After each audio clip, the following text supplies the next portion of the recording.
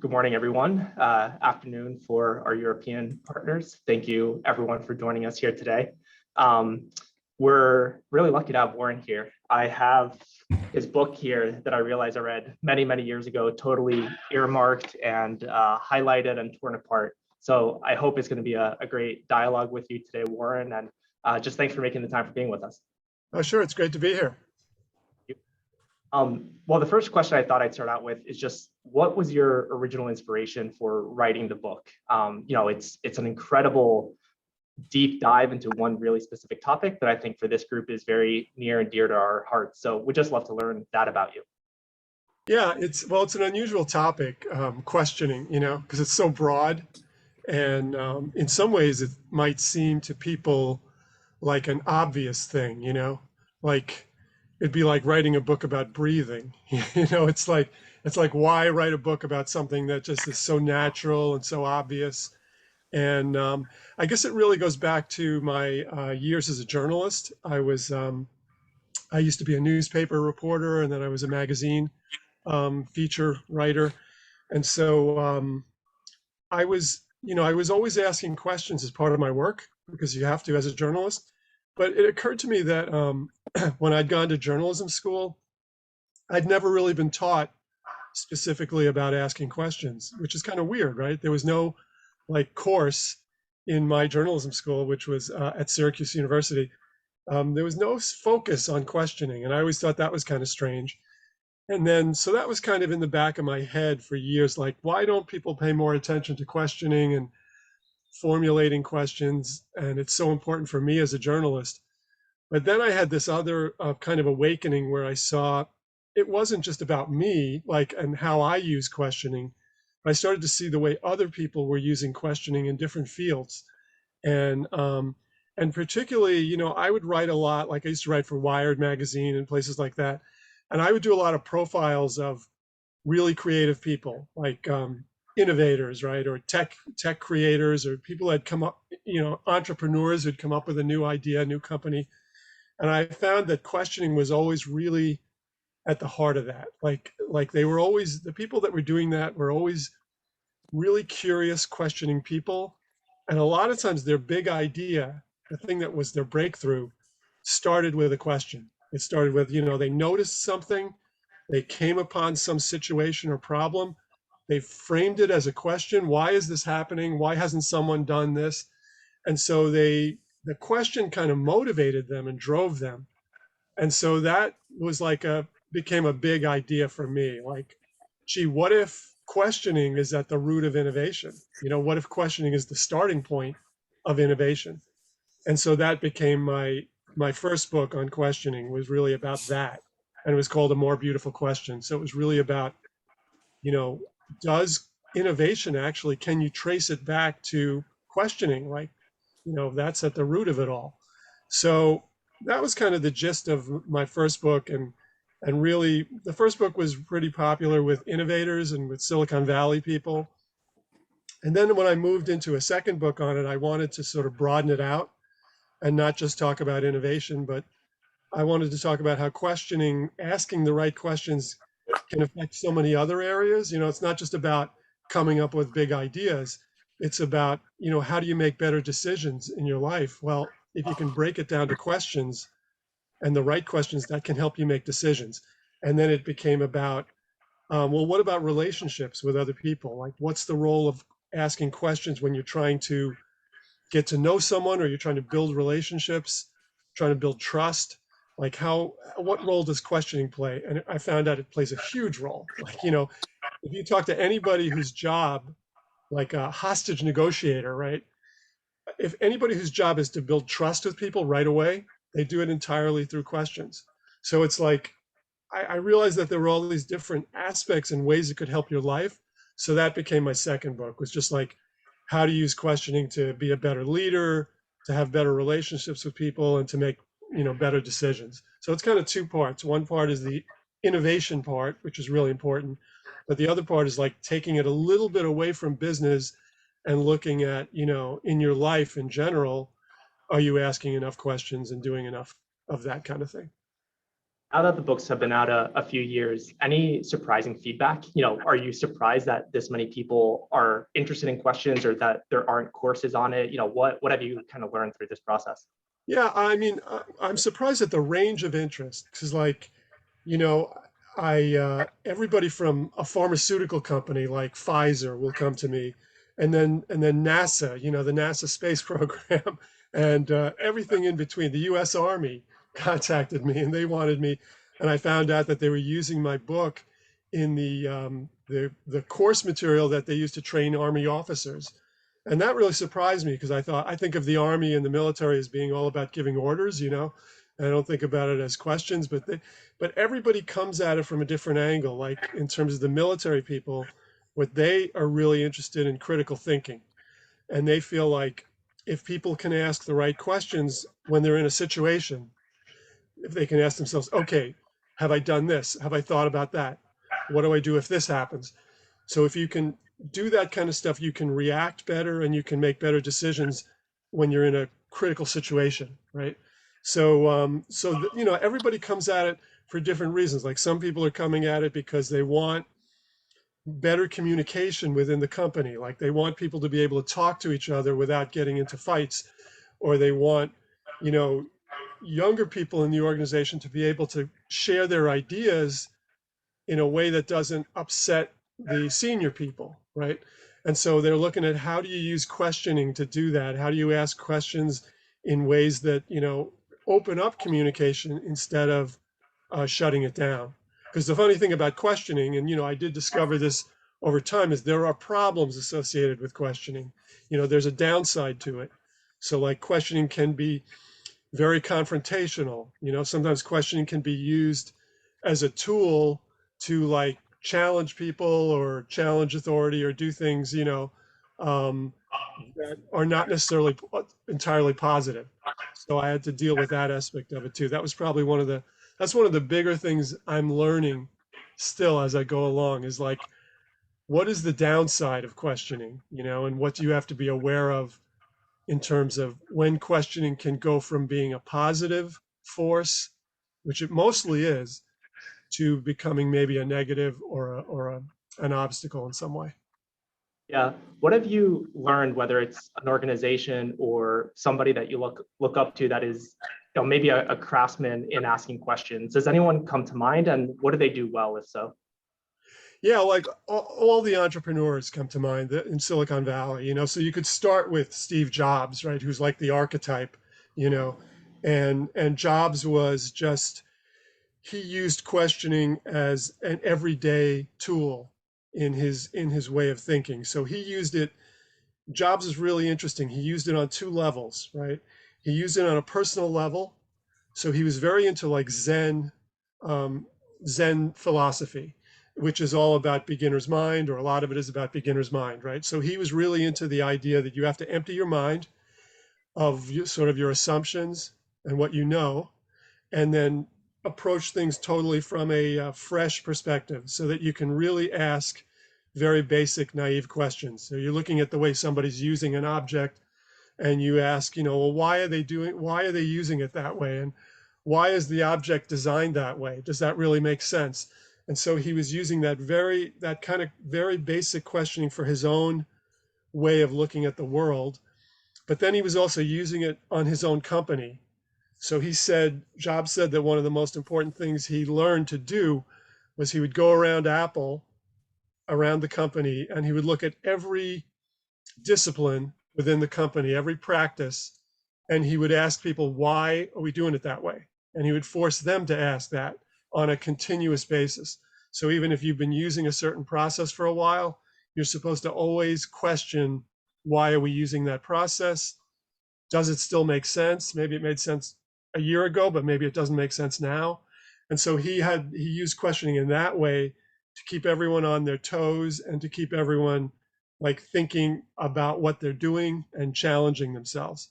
So to me, that's a great model for like two ways that a leader can use questioning. They can both use it on themselves as make themselves a better questioner, but then use questioning to challenge the people around them.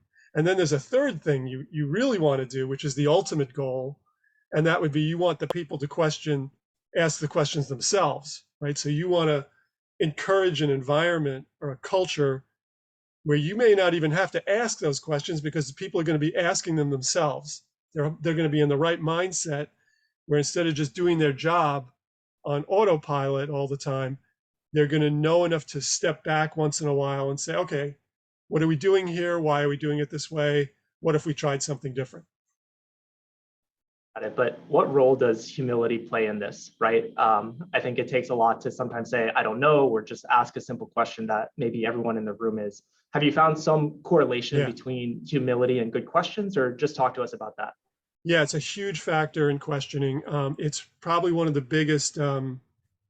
So questioning reveals like vulnerability, and that's why a lot of us question less as we age and as we mature.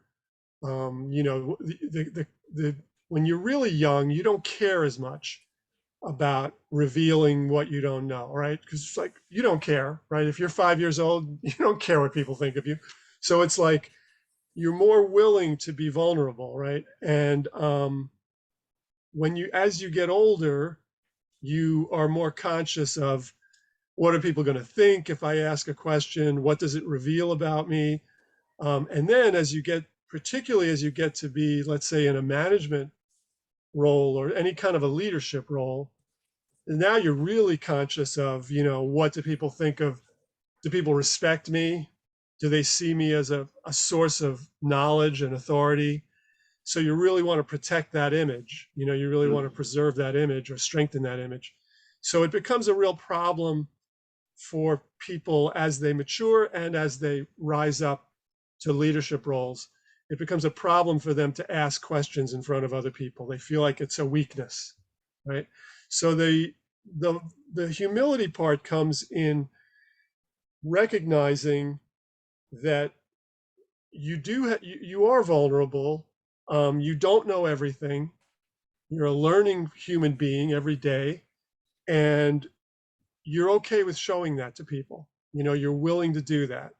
So what I like to say is that to be a really good questioner, particularly if you're in a leadership role, you have to have this incredible balance between humility and confidence, right? So you got to have both, because the humility is what will allow you to say, I don't have all the answers. I'm just learning like you are.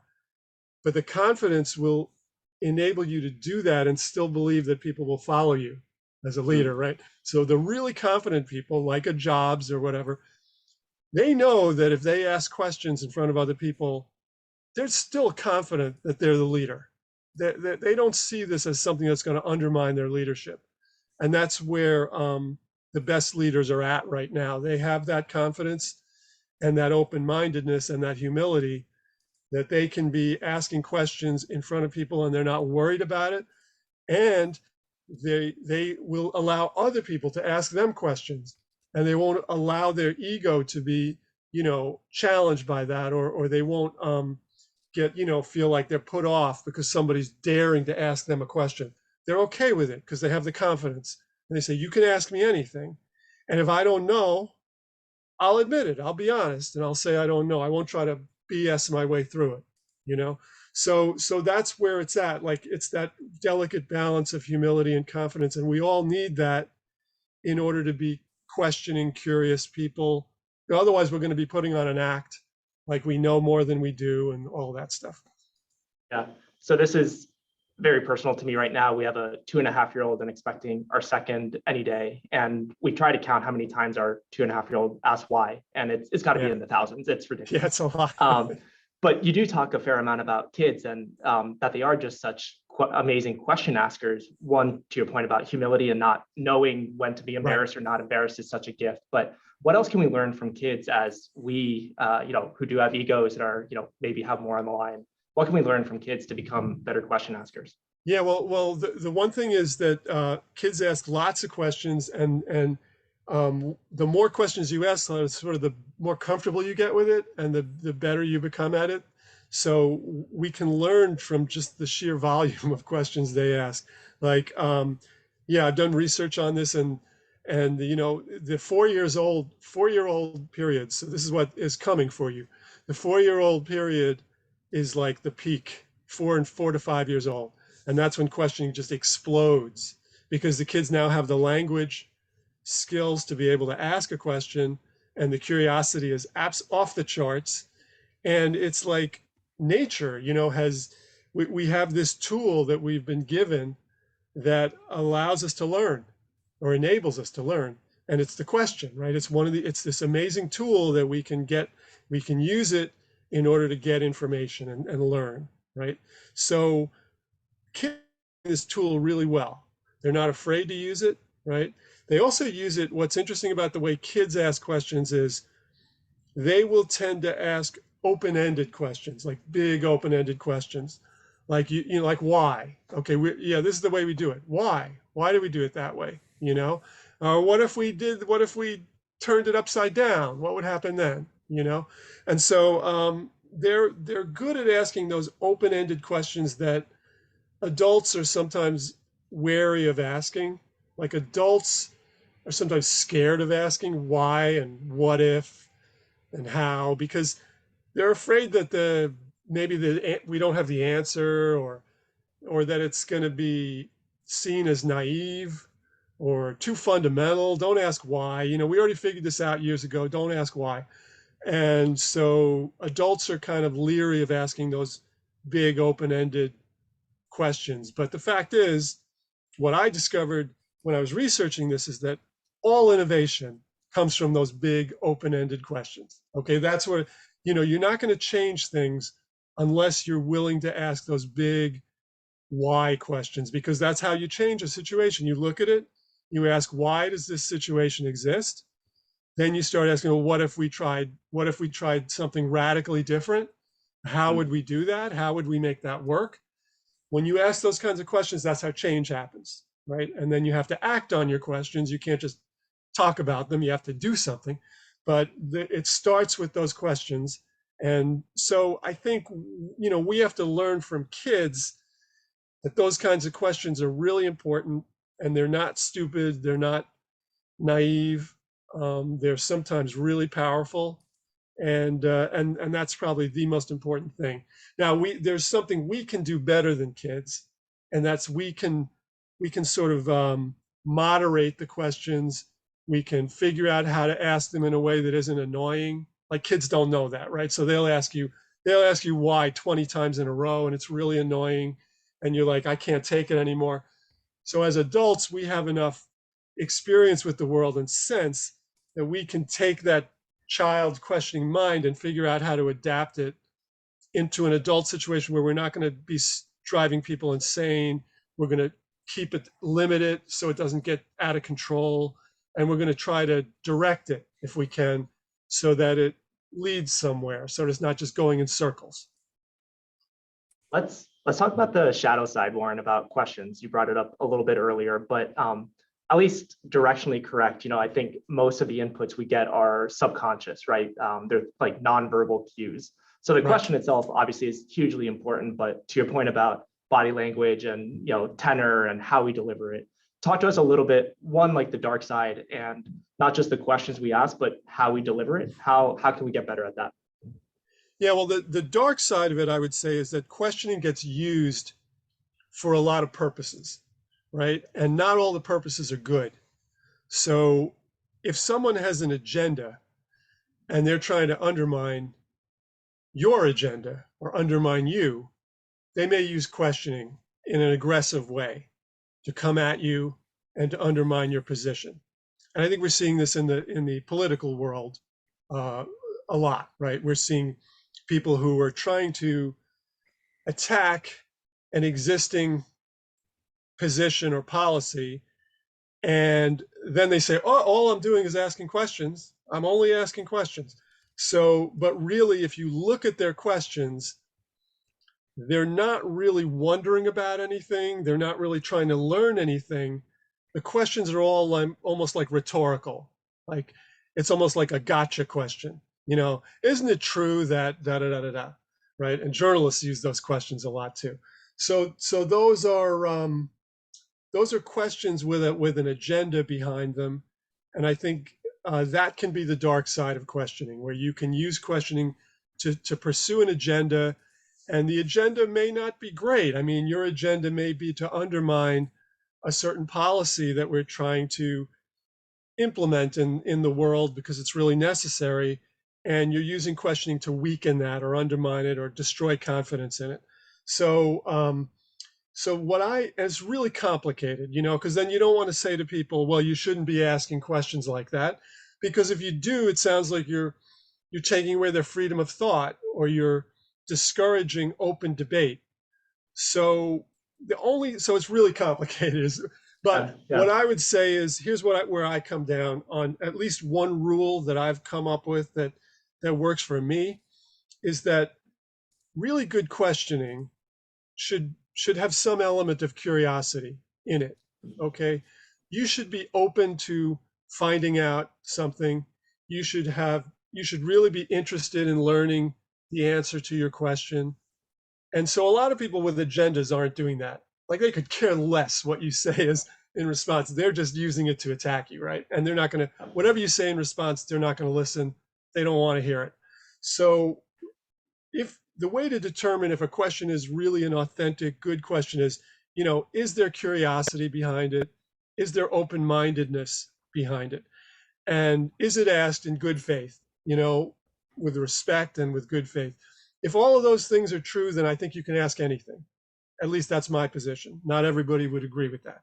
But I think you can ask anything as long as those elements are in place, and as long as it's coming from a good place, and as long as you're curious and you're open to the information that comes back. Okay. So another thing about it to keep in mind, another dark side of questioning, is that people get put off sometimes by a question. They feel like, oh, you're challenging me. You're asking me a question. If you ask me, why are you doing that? Well, that's a challenge. It almost seems like there's criticism built into that. Why are you doing that? Well, it must mean the person thinks you're doing it wrong, right? So we have to be careful about asking questions in a way that seems to be too aggressive, or that seems to be critical, or in some way attacking people. So we have to be very aware of that, especially if you're asking questions of like a person who's above you in the hierarchy. You got to be really careful about questioning in that situation. So what you have to do is make sure that people understand the motivation behind the question is learning and curiosity. And that can be as simple as starting your question with saying, I'm really wondering about something. I've been curious about something in my own life, and I want to ask you about it because I'm trying to learn about it, and sometimes I even tell people, you can almost create like a sandwich around the question, where you start by telling people you're curious, and then after you ask the question, you give the rationale. So that could be something like, I'm curious, why do you do that process that way? And the reason I ask is, I'm often doing the same thing, and I'm wondering if there's a way to do it faster. So now you've told them that you're curious, you've asked the question, but you've also added the rationale on the end. Now there's no doubt that you're asking this question for the right reasons. You're asking the question because you want to learn, you want to get better, you want to open up communications. And it takes away all that negative stuff, like, is it possible this person is really challenging me or criticizing me in the form of a question? Mm. It's funny, my wife and I did the Enneagram personality test a few months ago, and I tend to be very blunt and straightforward, Right, usually for the worst, usually not for the better. But right. it actually gave some concrete tips, like what you're saying there, where couch it with a little bit of an intro, where it's not just like blunt question. Now to give you the answer, there's a little bit Yeah. of that lead up. So that makes sense. It also gives Warren, people, by the way, yeah. just I was going to say, when you do that little thing, I'm curious or I'm wondering about something, it just gives people a little warning that a question is coming, like a 2-second warning, which is funny because that you wouldn't think that's important, but it actually is. Like, we then are psychologically prepared for a question to come at us, because a question is a challenge in a way. Even if it's a good challenge, it's a challenge. It's someone asking you for an answer. So you kind of have to prepare people and say, oh, we're not just in the conversational mode where we're shifting into a different conversational mode now, where I'm going to expect you to come back at me with a response. And so you give people 2 seconds to sort of be aware of that, and then adding that justification on the end, that where you say the reason I ask, that also gives them another couple seconds to think about how they're going to respond. So that helps too. So I grew up playing competitive tennis, and it wasn't until college we really had a sports psychologist that made me aware or more conscious of self-talk and kind of the role that that plays. Have you Yeah. seen how you ask yourself questions internally versus externally? Have you done any research on that, or is there Yeah, I've done a anything lot. I interesting mean, to dig in there? yeah, I'm a big believer in self-talk questions, and you know, so there isn't. This gets into an area that is, I would say, open for debate, because I've gone back and forth with psychologists about this, and there's no like clear answer uh, on how effective my strategy is, because it hasn't been tested. And but all I know is I use logic and common sense to say we can ask ourselves questions as a way to guide our behavior, and as a way to improve our behavior, and as a way to change our thinking and to overcome our biases and all those things, right? And so it just seems logical to me that that could be a help. Now, as I say, I've talked to psychologists about this who study the way the brain works and biases and the many traps we fall into as human beings. We are subject, as you probably know, to all kinds of biases and mental traps in our thinking, and that's what causes us to basically screw up all the time, and to be prejudiced, and to do all kinds of things that we shouldn't be doing, because we have these just all these built-in things in our brain that are based on past experiences we've had or whatever. They're just wired into us. Sometimes they're wired in by nature, and you can trace it back to the cavemen. And the cavemen reacted a certain way in a situation, and we react the same way, all this time later. But it made sense for the cavemen, and it doesn't make sense for us. We're not being Mm. pursued by tigers. So it's like we have all these biases and these conditions and ways that we think, and they cause us to just do stuff. And so my belief is, if you make yourself aware of those biases and those traps, and then you come up with a few simple questions that you have sort of in your back pocket, and when you get into a situation, you ask yourself, just silently in your head or whatever, or if you need to pull out a card and look at it, you do that. But you ask yourself, am I really being aware of, am I considering my biases here? Am I looking at the other side of the issue? Am I moving too fast? Am I making a decision too quickly? So you could have these self questions that you use that could help guide you at a critical moment. And I believe that would be a useful tool. I use it sometimes myself in my own life when I think of it, to do it. Sometimes you don't think of it, you just react. But if I think of it, I'll try to ask myself some questions, situational questions, just to make sure I'm not jumping to a bad decision quickly, or making a bad judgment, making a biased judgment about somebody or something. And I'll kind of try to force myself to slow down and question a little bit, ask myself questions. And I don't know if you know the work of Daniel Kahneman, who's a great psychologist, and he wrote, and I featured him a lot in my work on this too. And Daniel Kahneman wrote about thinking fast and slow, right? So in his model, we have fast thinking and we have slow thinking. And fast thinking is what we do most of the time. It's just reacting. It's making split-second decisions. It's going with our gut. It's all that stuff where you just say, I'm just going to do it. Hell with it. I'm going with it. Or this is the way I do. This is how I roll. I just make that decision. I do it. Boom. And then there's slow thinking, where you slow it down and you say, okay, have I thought about this? What about that? Why am I thinking this way?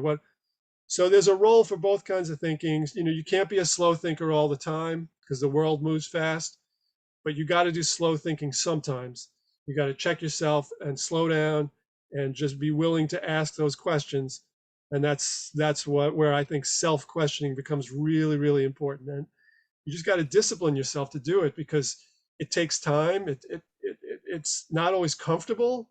It forces you to think about things that you'd rather go with your gut. But a lot of times your gut's not right. I mean, that we know that now based on the science and the literature, the studies that have been done. We know that when people go with their gut, they're wrong a lot. They think they're right, but a lot of times they're going on bad information. Your gut, what your gut really is just past experiences and all that stuff kind of mashed together. But the problem is when it gets all mashed up in there, it doesn't always make sense. And sometimes you're using the wrong experience to judge a new experience. They don't correlate with each other. So your gut's wrong. Your gut is wrong a lot. And so, we have to train ourselves sometimes when we have the luxury, when we have time, we don't have to go with our gut. That's when we should be asking questions. That's when we should be, thinking slower about what we're going to do. Warren, I'd love to get into some maybe like concrete details around that because do you have, let's say it's situationally dependent, or if that's the wrong way to think of it, let me know. But if you're in a relational context, you go to a certain set of questions, or if it's more writing related, you go to another set, or do you think of it all as one? Like, do you have like a checklist of questions you go there's to? some questions. There are some questions that, yes, there are situational questions where you might want to have questions that are particular to that situation. So I did that in my second book, The Book of Beautiful Questions. What I did was I got a bunch of situations, right? Common situations like, you're let's say you're dealing with someone who is the polar opposite from you, and you're trying to figure out how to talk to them without getting into an argument. Okay, so I would come up with sets of questions that are specifically geared to that. Okay, and so you can have sets of questions for every situation. And really, you could come up with your own. You would really just have to break down the situation, think about what usually goes wrong in that situation, what you're trying to avoid, and what you're trying to accomplish.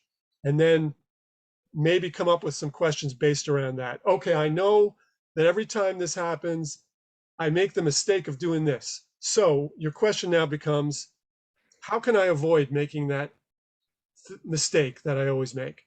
Okay. And so, or maybe you get more specific. Maybe you figure out, yeah, I could avoid that mistake if only I did this. So then you ask the question of like, okay, how can I do this? Am I making sure that I do this thing that will help me avoid the mistake? So you can develop situational questions for each one.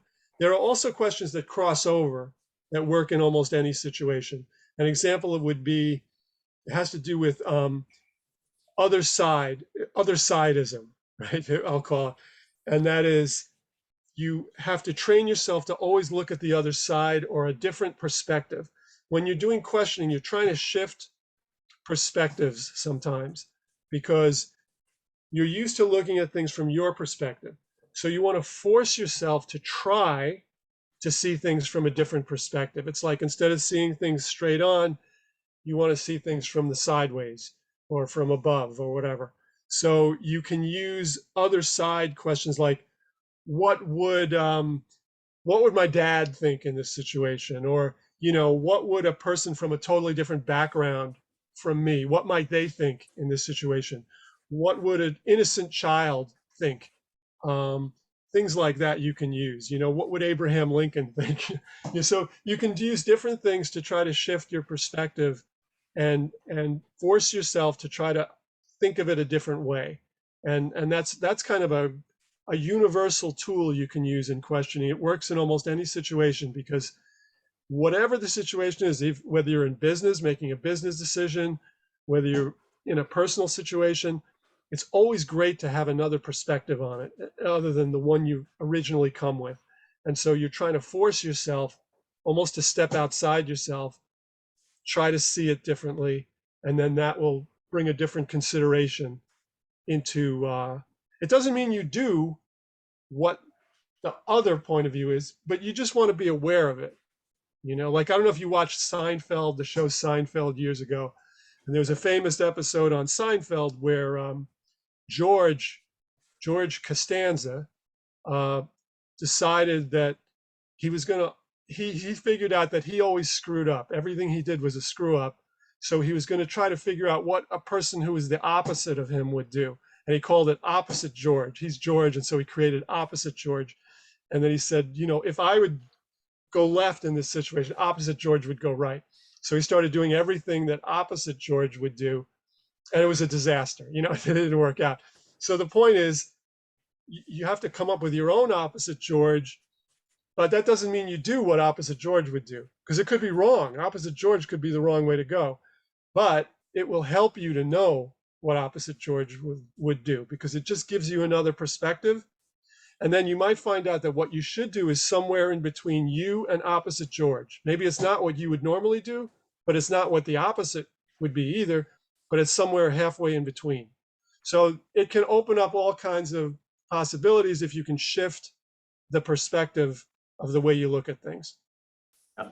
I have a few more questions that I've compiled from people, but if anyone has anything they'd like to ask Warren, just use a little raise hand function here and we'll go through that list in just a few minutes. So Warren, something you said there sparked something in me. I was reading a paper on creativity, and the kind of common definition is you take things that haven't been connected before and you connect them.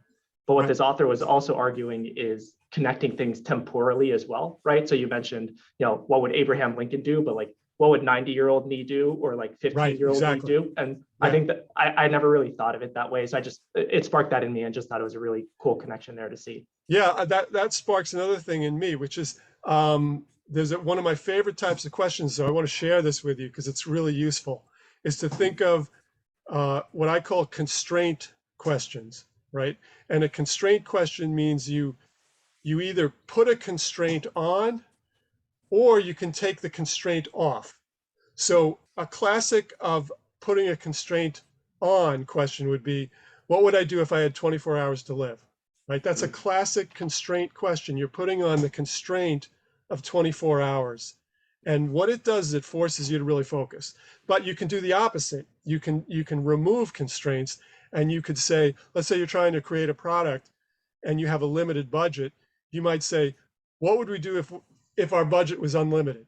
If we had all the money in the world, what would we do? And so now you're removing a constraint instead of putting one on.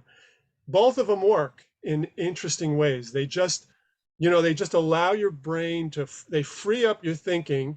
They take away this thing that you're worried about or that maybe you're not concerned enough about in the case of time, and they get it out of the way, and they allow you to think in a very open way. So I love those constraint questions where you use the constraint. It's a temporary tool. Eventually you have to answer the question in the real world, because you don't have 24 hours to live. You have a long time to live, hopefully, and you don't have an unlimited budget. You have a limited budget. So at some point you have to come back to reality, but temporarily that constraint can make you more creative. It can open up new ideas. I think the famous example of the day is Airbnb asked what would an 11 out of 10 experience look like for their guests. And it was, a private jet and someone picked them up. Exactly. Of course, none of that is possible. But again, the power of framing a good question. Yeah, and that other question that became really powerful in Silicon Valley for a while, and I featured it in my book, was what would I do if I knew I couldn't fail? That became a really big, in fact, it's showing up on I don't know if you're watching the mini series about Elizabeth Holmes that's out right now. And she was using that question. So it's like it's just like again, it's a constraint. That's another constraint question. You're removing the constraint of failure. So you're saying if failure was not in the picture at all, it was not even a possibility, we just got rid of failure, then what would we do? And so it allows you to be sort of fearless in the moment and just be really bold and think really big. And then, of course, at some point, you got to bring failure back into the picture because it is a real thing. Talk to us a little bit about maybe group size, right? Where this group, we kind of talk a lot about dialogue, and I don't know if you come across David Bohm's work before, but just like very Zen, very beginner's mind, just like be open to what happens and kind of flow with the questions. But have you seen, is it, if you get above 6 or 8 people, it tends, that trust maybe erodes and it gets a little bit harder. Have you seen anything like that in terms of group size? Well, yeah, I've seen that with, it's not so much in discussion, but in, there's a thing that I do that's a question formulation exercise, and or I call it question storming. So it's just like brainstorming, except instead of ideas, you can only use questions. So you have a problem or a challenge or something you're working on, and all people are allowed to do is try to come up with questions about it, not ideas, no answers. And so that works really well in a smaller group, like 4 to 6 to 8 people, maybe 10.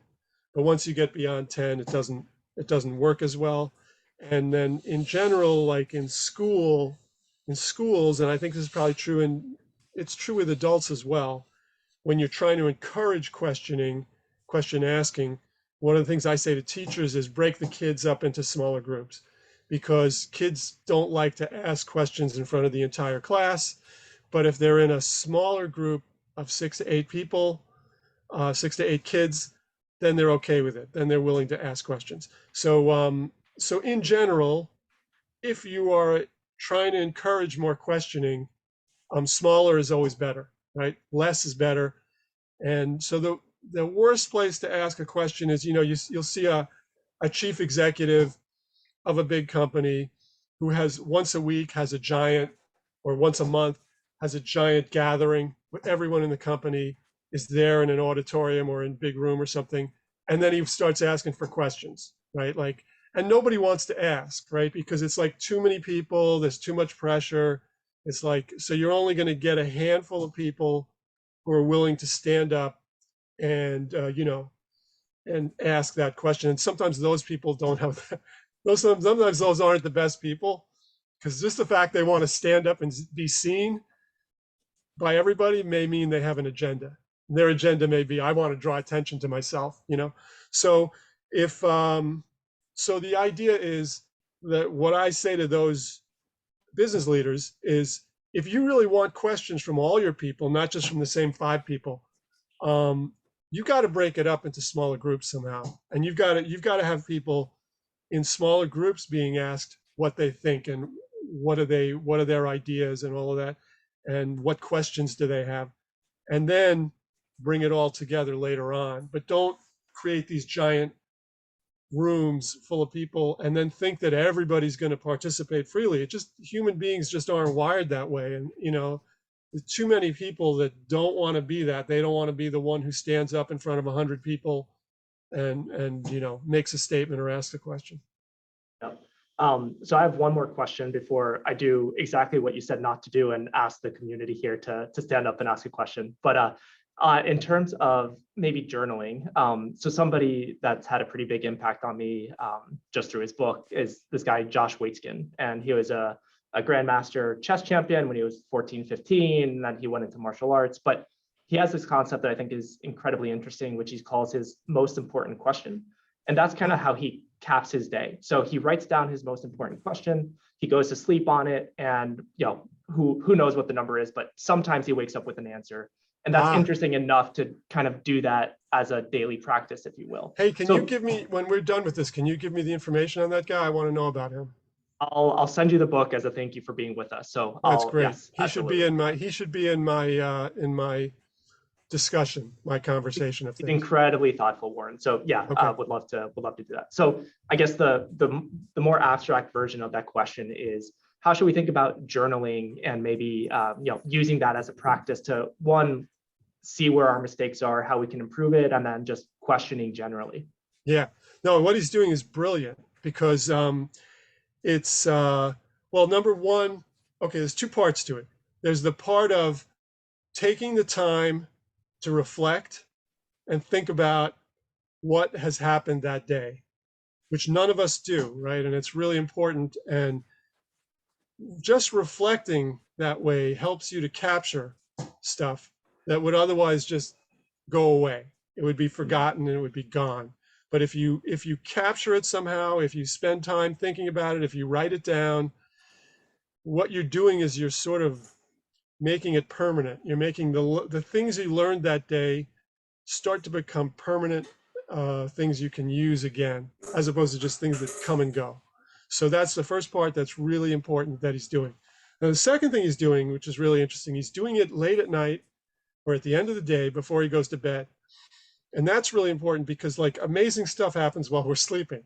And so you really do want to, if you're working on a problem, you do want to think about it. And it's great if you formulate it as a question, because a question is a puzzle and our brains want to work on a puzzle. So if you put that puzzle in front of your brain, or you sort of make your brain aware of this puzzle, and then you go to sleep, that's like a great situation. That's ideal because now your brain doesn't have the pressure of trying to answer it in a logical, immediate way, which can be really hard. But your brain can do all this connecting, that I at one time I did research on this stuff and I've forgotten it all already, but it has to do with the tendrils in parts of our brain and how they connect. They connect random thoughts we have, but at the same time, the brain may be aware of a problem and it's also connecting all this random stuff. And then you wake up, and that's why so often you get the idea in the shower or whatever. It's because Yeah. your brain has been doing a lot of interesting work while you were asleep, making a lot of associations and connections. And then you wake up and you maybe takes you a little while to wake up, but after a little while, those connections start to bubble up into Mhm. your conscious brain.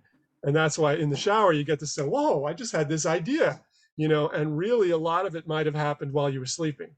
So it's really smart to do that, to take a question, ask it of yourself before you go to sleep, and then, see what happens in the morning. Now, the other thing to know about questions is, though, you may not have an answer in the morning. So the big thing to keep in mind about difficult questions is you don't know how long it's going to take you to find the answer, and you have to be comfortable with that. So you have to be comfortable with not knowing and comfortable with uncertainty. And a lot of people get really frustrated when they have a question and they don't have an immediate quick answer. They don't have an answer that day or the next day. They get really frustrated. And good questioning doesn't work that way. A lot of times you're not going to get the answer the next day. You're not going to get it next week. You'll be lucky if you get it 3 months from now.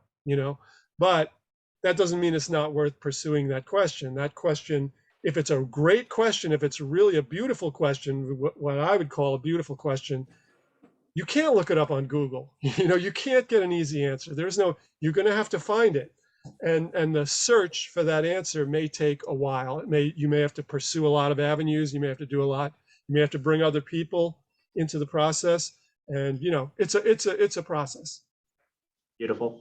All right, I'm going to turn to the community here. Kevin, Sean, Todd, Jeannie, can I count on anyone? Anything come up for you all? I have pages of notes over here. I love it.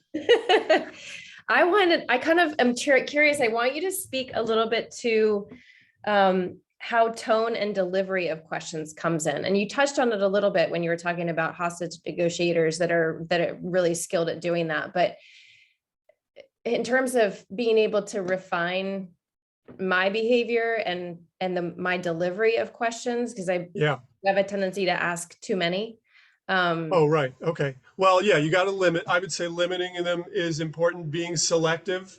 Don't overload questions. Don't put too many questions at people. Don't do too much of a preamble before the question in terms of answering the question before you ask it. A lot of people do that. They sort of they're like leading people. They're telling people what they want to hear before they ask the question. And I don't recommend doing that. And then when you do ask the question, like I said before, if you can do a little bit of just a very short preamble that just says, I'm curious. That's all you need to, you just need to tell people you're curious. Whatever way you say that doesn't matter. You might say, oh, I was wondering about something, or I've always been curious about this, or I've been having a situation, and so it's making me wonder about, however you choose to phrase it. The point is you want to put curiosity into the beginning of the question so that you're telling people why you're asking this question. It's because you're curious. And that may seem like an obvious thing to do, but it's really important. People don't know. They don't know that you're curious. They don't know why you're asking that question. And so you need to tell them it's because I'm curious or because I want to learn something. I'm trying to get better at something, whatever. So that's really important. And then, like I said, you can end it with more of that by putting a rationale on the end.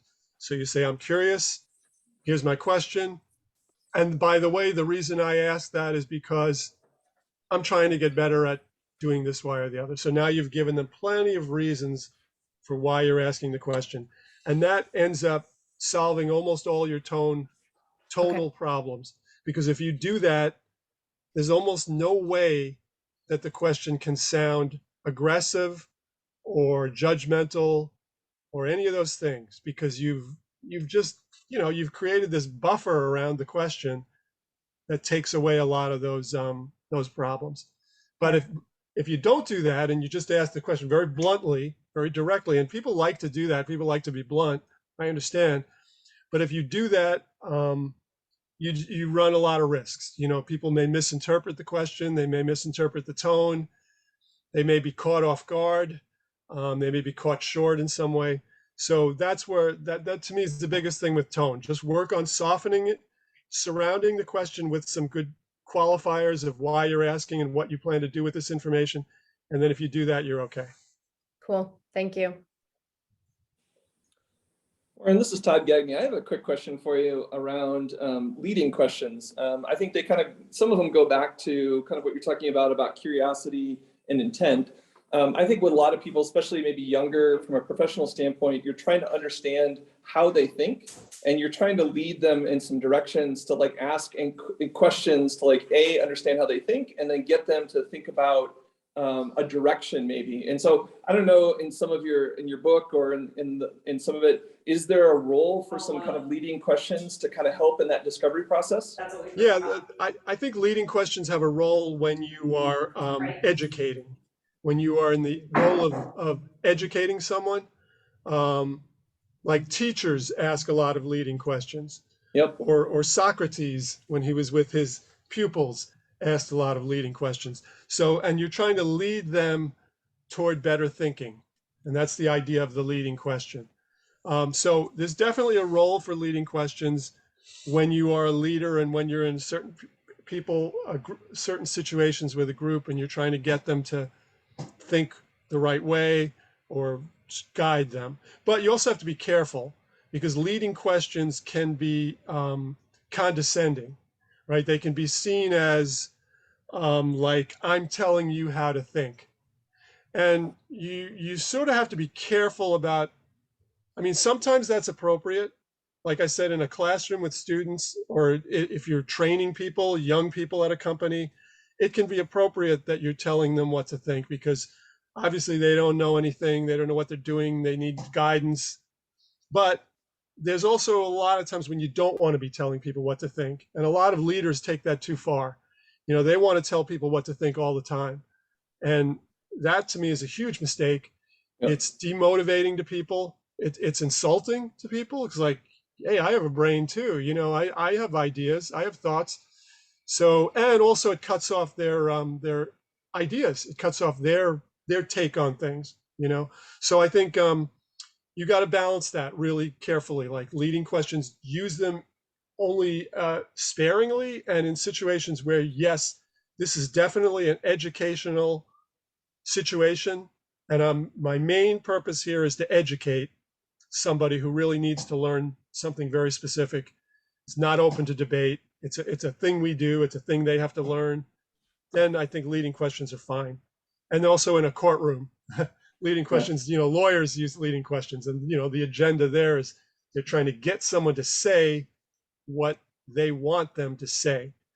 Now you have to ask yourself, as a leader, are you trying to get people to say what you want them to say? Because if you're doing that as a leader, I don't know if that's such a good thing, right? Think about it. That's what dictators do, right? So they try to get you to just say what they want you to say. And so I think be careful about leading questions in terms of they sometimes are about trying to exert too much control over people, and just be careful about that. Okay, thank you. Yeah. For the sake of time, Sean, do you want to cap us off with the last question, and then we'll thank Warren for his time today? Yeah, I had Warren.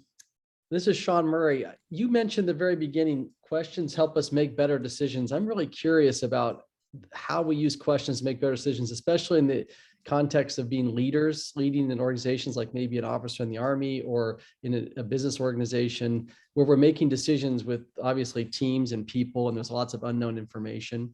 Right. Yeah.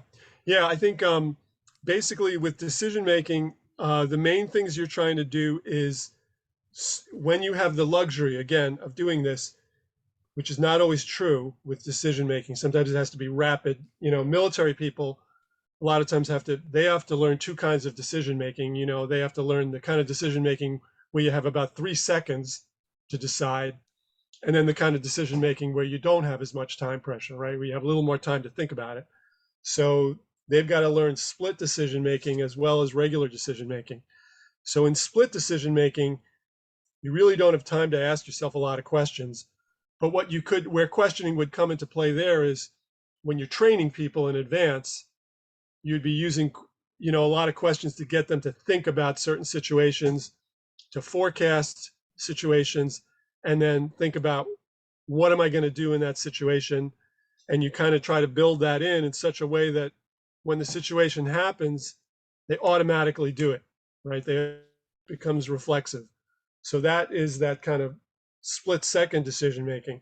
Now for the regular decision making where we have a little more time, then questioning really comes into play, because then you can figure out, there are certain kinds of things you can do to challenge your own tendencies or biases, so you can use questions to ask yourself, am I am I just leaning towards A because of a certain history I have?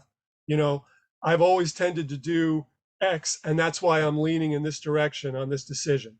And does that really make sense? Or am I simply following my habit, my habitual thinking?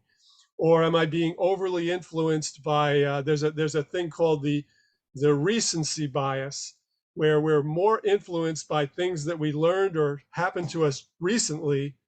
So if we just read a story about, oh, you better be careful about buying this kind of bonds or whatever, we're now really, really inclined to make our decision based on that information we just got. And we're putting too much weight on that information because it's recent and it's fresh in our brain. So if you're using questioning, you can ask yourself about these kinds of possible biases. You can say, am I being overly influenced by things I may have done recently, heard recently? Am I being over influenced by certain people that I've talked to? And then you can use that opposite kind of thinking point of view, like, supposing I've been in the business 20 years, but supposing I was new to the business, how would I look at this decision differently? How would my competitor look at this? The person who runs that other company, how would he look at this challenge or this decision? And so what that will do is show you different perspectives on it, or allow you to think about different perspectives. And that's what you're trying to do with decision making. You're really trying to open up different ways of looking at the same decision, different angles. And then ultimately you have to come back and make a decision. You have to pick one of them, but you want to pick after you've thought about other possibilities. You want to give yourself other choices. Maybe you want to do a good, better, best thing where, what would be the best, what would be medium, what would be the worst. You want to give yourself different options, levels, ways of looking at it. And then in the end, you have to make a choice. You have to make a decision. But now you'll be making the decision based on different perspectives, different things you've thought about, different factors. And it'll be a little bit more of a balanced decision, as opposed to just, this is the way I feel right at this moment, I'm going to go with it. And that's what a lot of people do. They are inclined to go with the gut. And there's been, there've been a lot of business people who rave about how great their gut is, like, oh, I make gut decisions and they're always right. And there was, if that's true, God bless them. But, the science says that's not the case. The science says that as human beings, if we go with our instinct all the time, we're going to make more mistakes than if we think about it and we use our brain, and we use information, and we use different points of view. Thank you, Warren. Thank you for your time today. How can we support you? Where can we learn more about you? What does that look like? Well, the best way is my website, amorebeautifulquestion.com. Just go on there.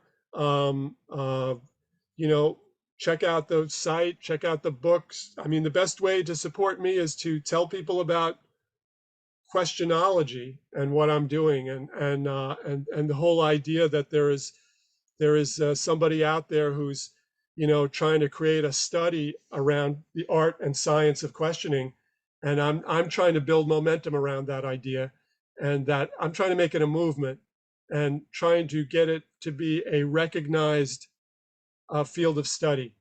So right now it's a goofy word, questionology. It's like it's not a real thing. Although, if you Google it now, there's thousands of things under it, and most of them are me talking about it. But I want it to be real. I mean, I want it to be a real study, a real field of study. And so, just talk about it with people, spread the word about it, that questioning is a field worth thinking about. It's a field worth reading about, studying, and getting better at. Warren, thank you so much. This was really great. Great. Okay, well, it's great seeing you, and great Appreciate talking you. to everyone in your group. And Thank thank you, you for guys. asking Thank you. questions. Thank you very much. Thank Thanks. you. Good. Warren. Okay. Thank you. Thanks, Take Thank Warren. you care. all. Bye. Bye-bye.